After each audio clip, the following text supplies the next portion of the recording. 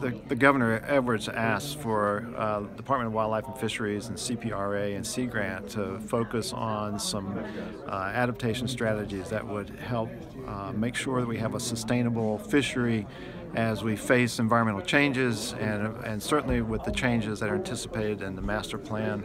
And so we've been asked to look at what's in the toolbox, do an identification of what would be necessary, or things that could be implemented, what the costs would be, and from my perspective, be ready to take advantage of any investment opportunities that we can put into the fishery so they can adapt to change. Okay, and so there will be, how many panels are we talking about? Right now we've set up the oyster working group. We call these the adaptation working groups. And so we've set up the one for oysters. We are in the process of finalizing the one for shrimp.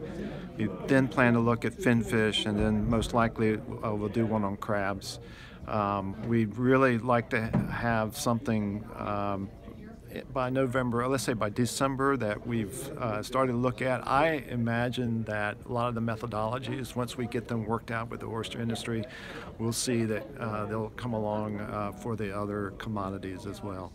And some of the things that you'll be looking at? Well, you know, there have been some things that we've talked about already. Look at the opportunities that already exist. We're lifting most likely you'll see a lift in the moratorium on oyster leases.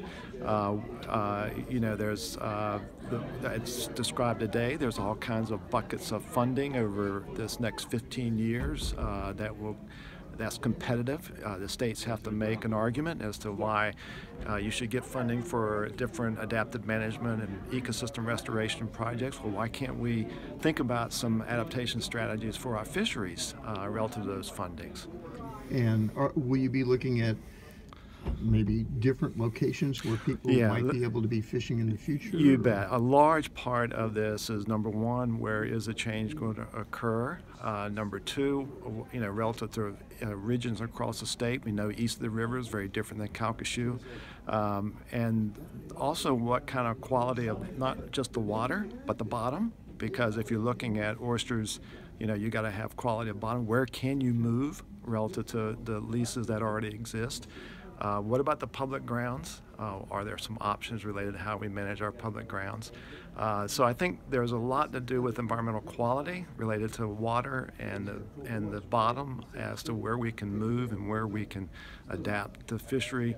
And then, you know, I think there's all kinds of things with gear.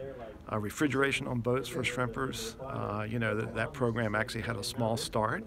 And so, you know, I think a lot of this is cost effectiveness for the industry as they adapt to changes, and can we improve and reduce their cost and they give them a better margin? Can we improve their quality of their product, therefore they get a better price on the market?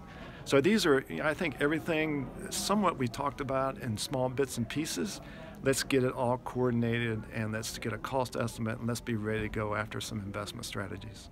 Any suggestion of buyout talk? I don't know. I don't know if buyout is going to be on the table. I think that's a CPRA question. You know, I think that there have been some plans in the past that that I'm not quite sure if they're the types of plans that we'll see in the future, such as what's referred to as the model for Upper Barataria, the Davis Plan.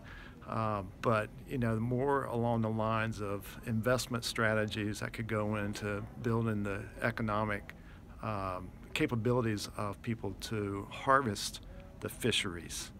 And whatever that entails is to focus on your ability as a fisher to harvest a product, to make a living, and sell that product on the market.